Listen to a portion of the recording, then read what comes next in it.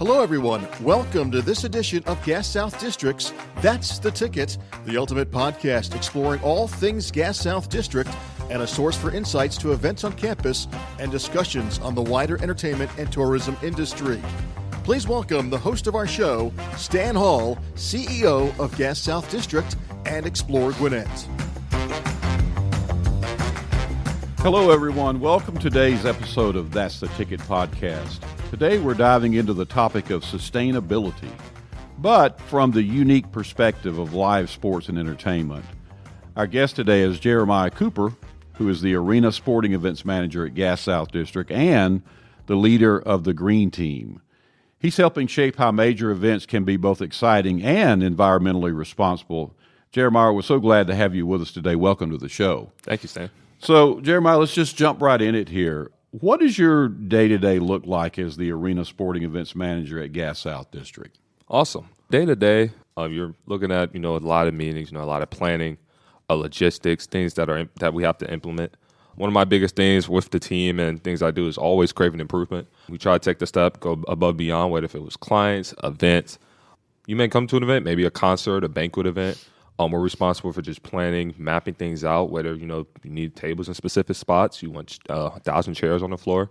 We make it happen. Not only do we work with clients, but we deal with things from patron experience, safety and security standpoint. So whether if, you have cables that need to be ran in particular ways where it's not a tripping hazard, pyro and cryo, obtaining permits and things like that. So we work with everything and anything. And that's, that's just where there's a lot of behind the scenes stuff that happens back of house, front of house. So pretty much everything, but make it happen. So every show is different, right, Jeremiah? Oh, so yeah. You never know from one to the next what you're going to have to deal with as far as that client's needs are concerned. So you have to be very flexible and pivot on a dime, Yep. I bet, sometimes, right? Oh, yeah. I'll give you an example, and I'll give you one from our convention center, great building in the arena. With our convention center, there was an event where in the past we had a plethora of candles set out, and, it took a whole team to work with the fire marshal and, of course, the client and say, hey, what ways can we make this better? What ways can we make it work? And then bringing that thought up in the future as well. In our arena, you may have an event where, things are brought up last minute or spontaneous. And, we want to make sure patrons get the same experience as our clients do, which, again, is amazing. And make sure, hey, if we got to do what we can to make it happen, we will. Absolutely. And communicating it across the board. Yeah. So, Jeremiah, we mentioned in the introduction today we're going to talk a little bit about sustainability, and probably a topic that most people don't think about when they're coming to an event at the convention center or the arena here at Gas South District. But as we mentioned, you also lead the Green Team. Tell us what that's all about. How did that group come together? What's it made up of, et cetera? That is one of my favorite things here to do. It's like a raising a child almost. It's been a long time coming, but the Green Team started with two people, and huge shout out to Ron Jackson, our committee members. I remember when I started interning here at Gas South District, that was one of my biggest projects. It was around a 20 to 30 page paper I had to end up doing, and I was so invested into it. I remember days I come in at 8 a.m., start typing notes and ideas and just gather thoughts. And I would also sit down with Ron and just remember like it was yesterday. I would sit down and say, hey, what do you think about this? Just bouncing ideas, trying to get our foot in the door of the sustainability realm and industry. It is a big, massive, thing to improvise, especially in venues and entertainment. A lot of bigger venues are doing it. It's pretty much nationwide. It's almost global to see, the ways people are trying to improve the environment, whether if it's sustainability, lighting, water conservation efforts. The field is massive. But it also comes down to what I do already as it is, just craving improvement, being a problem solver. I noticed back then that it was, I felt like it was an issue, just not having enough of it and taking what I saw as a problem and just wanting to address it, wanting to do better. I'm not saying it hasn't been done in the past, which it definitely has, but taking it upon the team, wanting to grow something that, could be even better. And I just happened to find the right people, passionate people, Ron, the committee members, and we just made one of the greatest things, managed to create it. So So, Jeremiah, let's back up just a little bit because you said something that's interesting to me about when you were in school, you wrote a paper or something had to do with sustainability. But as far as your career is going, the one you have now, what made you decide that you wanted to be in the event business per se? The event business is, I'm an adrenaline junkie. I'll say that. I have to be. Yeah, you really do. I love the late nights. I love if it's, we have a load in for a Korean concert and it's 3 a.m., like I'm one of the first guys to step in the ring and be like, hey, like I'll be there. Like, what do you need me to do? You meet a lot of great people as well, whether if it is patrons. I am a people person, love communicating with people, meeting new people, seeing different cultures, being in the loop. That's one of the good things about it is there's a lot of cultures, a lot of different things people get to meet. And coming from that background and just being who I am, highly energetic, a lot of adrenaline, I almost found myself there. It's almost a matter of like I may have just pondered on it and just said, oh, well, events is a job or a career I could take, and I just made it even greater. It takes a special person, doesn't it? Oh, yeah. Yeah. Yep. I've seen in your area over there, sometimes it just seems like people are, every time I go over there, they're working. So, and that's probably because they are, right? Yep. Oh, so I wonder, I bet the burnout, if you're not careful, you have to be careful of that because the burnout could be a serious issue, couldn't it? Mm-hmm. Yeah. Oh, yeah. Hours on end. Luckily, I'll give a shout out to the great team in the arena. We have a very coordinated schedule, whether if it's, you work mornings, you work the day, you work the nights.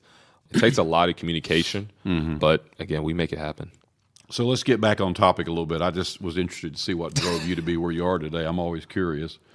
So was sustainability always something that you were passionate about? You said you wrote a paper when you were in school.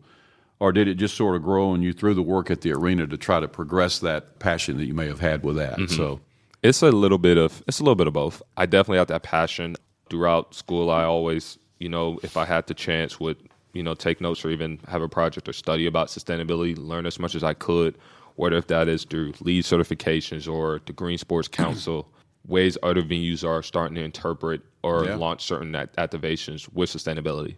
Here, when I got here, it truly did grow, and I don't think it would have grown the way it did if I wasn't here.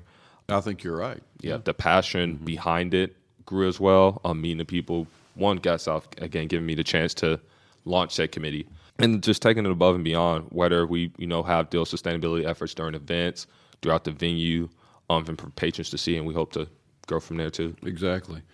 So you know this, but a lot of people's only exposure to a venue is what it looks like when they get there, and then they're gone. So you and I both know what it looks like when they leave, right? Oh, yeah. Sometimes big events can be actually very messy based on a large number of people in a very confined area, whatever that event might be or venue might be.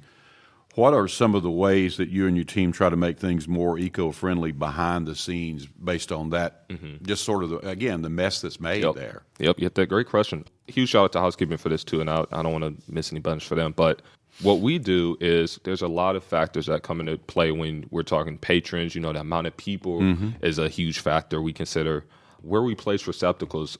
If you have been to Convention Center or Arena in a while, I like to share we do have 3-stream receptacles and dual waste stream receptacles. So whether if it's you have a recyclable you want to toss in trash or just regular trash that belongs to landfill, we're able to separate that out with help from our partners, which I hope to share in a minute as well. Just, to make sure we separate those and then sort them so they get to the right places.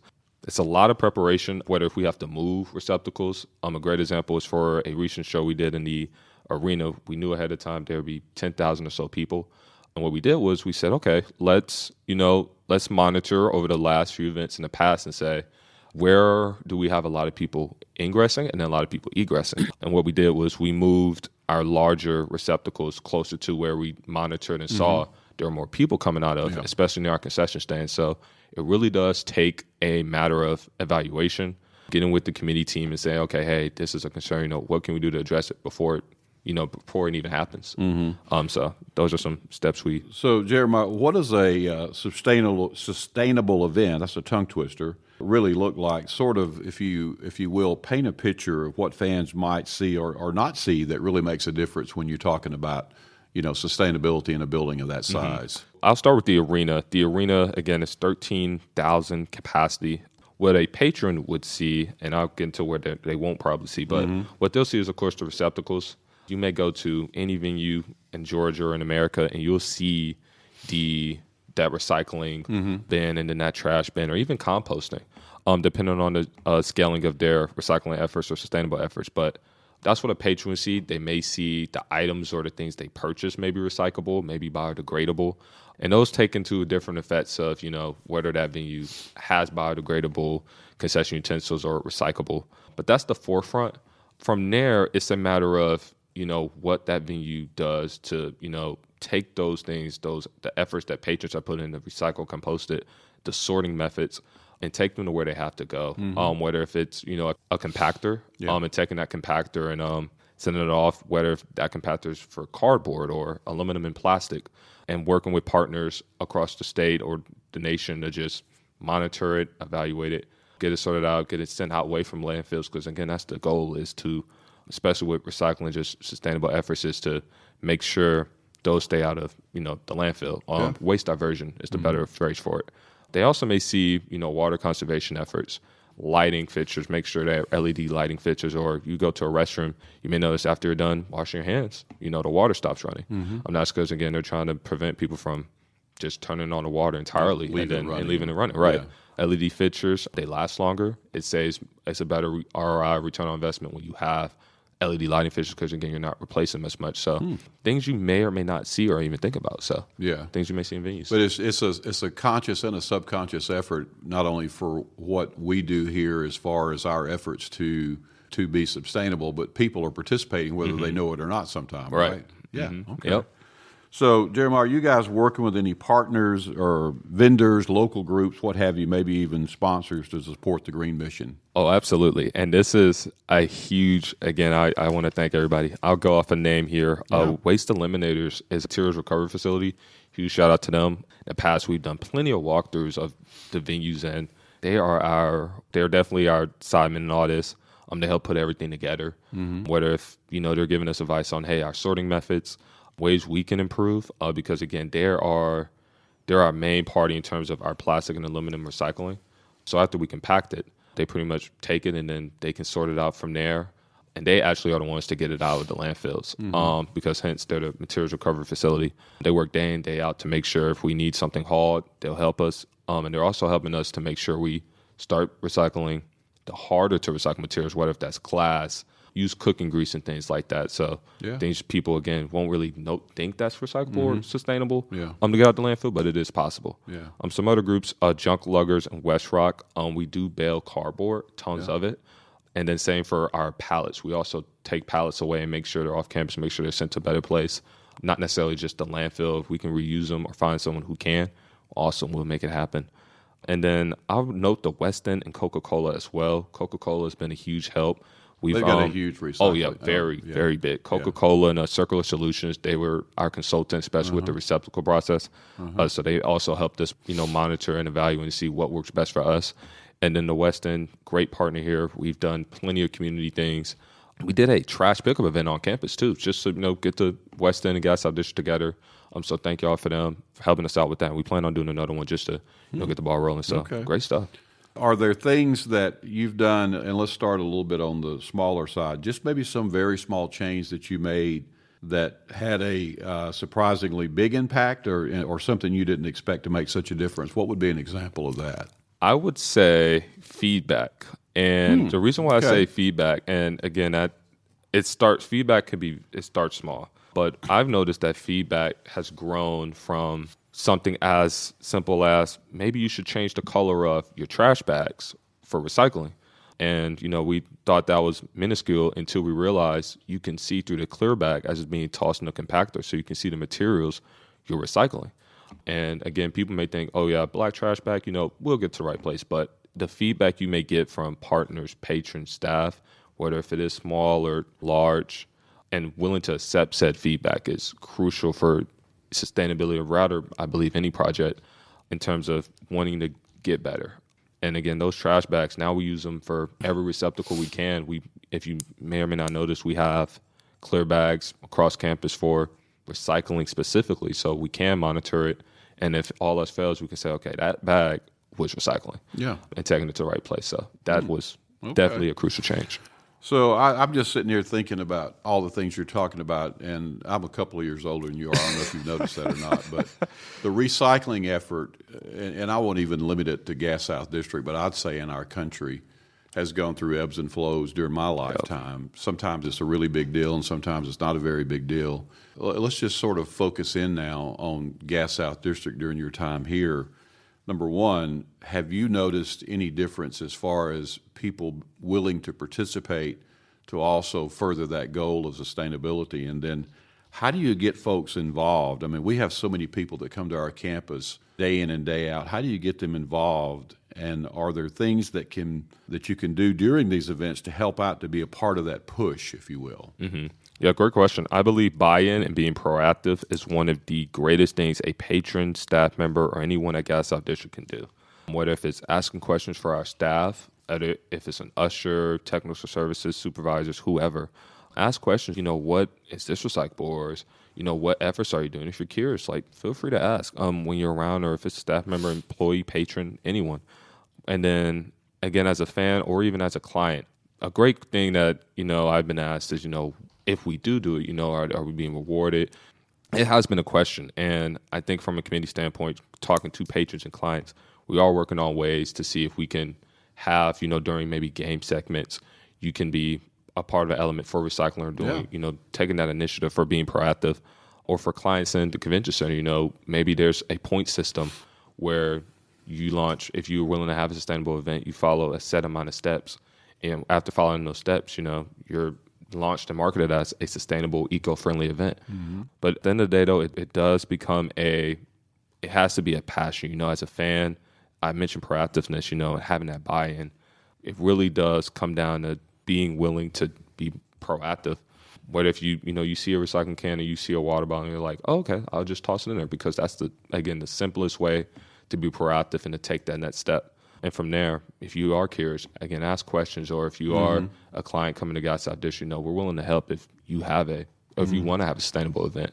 Do you think you've noticed an uptick as far as fan participation in really putting that item, whatever it might be, in the right receptacle since you've been here? Have you noticed an uptick in that? Oh, yeah, especially when things are labeled, which, again, I think our committee did a great job labeling receptacles, and then for patrons to, again, being proactive.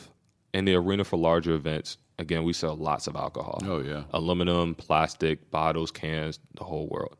That trash, which it would presumably be trash if it wasn't for the recycling portion of the bins, those are, when patrons are done using them, whether they're drunk to Core Lights or whatever the drink may be, I've seen plenty of fans toss them in recycling. And if not, they may waste them, which, again, perfectly fine.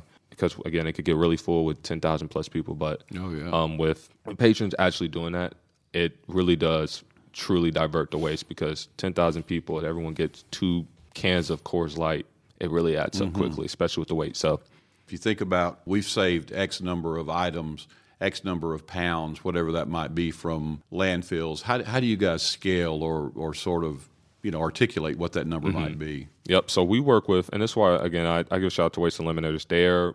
Since they're the ones sorting it, our materials recovery facility, they're able to weigh it. Okay. And then all the product that, that is produced through our venue and things like that, they're able to come back and say, hey, you had this much weight in terms of aluminum and plastic.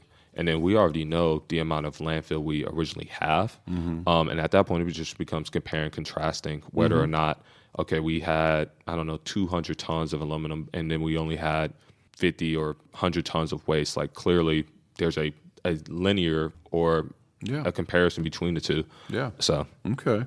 Jeremiah, have you had a moment yet where, we have these with all kind of different things in life, but have you had a moment where you looked around and thought, we really are making a difference? Any wins that stand out that sort of put that light bulb on over your head a little bit? One of the first ones was our committee members, and then the receptacles. Our receptacles were a huge investment. While it was a long process, that really jumped the gun and opened the door for us to start recycling and start thinking bigger picture and start getting a little creative. It was definitely a morale booster. And then taking that and then gaining and growing the Green Committee would be a good second, if not the first thing I would have mentioned. Every single one of the committee members, they're passionate. They have a plethora of ideas, whether if it is they're focused on lighting or they're wanting to compost. And I don't know, even trying to make a green roof, the ideas are endless, but just 2 people, again, that's where it started, or that's where we started, and growing into maybe 12 or 14, the brains in that room, or even if a meeting, if anyone ever gets to see, or Shadow said the passion in those meetings, is wonderful. It's like compound interest, right? Mm-hmm. Yep. Adds up quickly. It gets bigger and bigger as it goes. Absolutely. Yep. Jeremiah, do you think that your generation shares the passion you have for recycling more so than maybe your parents' demographics? Do you think you think there's a big difference in that whole mentality or outlook toward this topic? There's a slight difference, I feel like, with I feel like the generation I'm in, or just the people in the industry or fans, whoever. And it also may come down to geographic as well, but I think there's a slight difference. Communicating things may be a little different. Maybe the proactiveness is different. Right. I feel like that would take a longer study, mainly because, I don't know, maybe in the 60s compared to people in their 40s and then 20s, you might see a sort of difference, but it may also come down to, their habits, proactiveness. What they do at home, they're going to do here, right? Yeah. Yep. Yeah. I guess there is a learning curve with everything and also with this. What's been one of the, I guess, tougher parts of getting greener practices in place?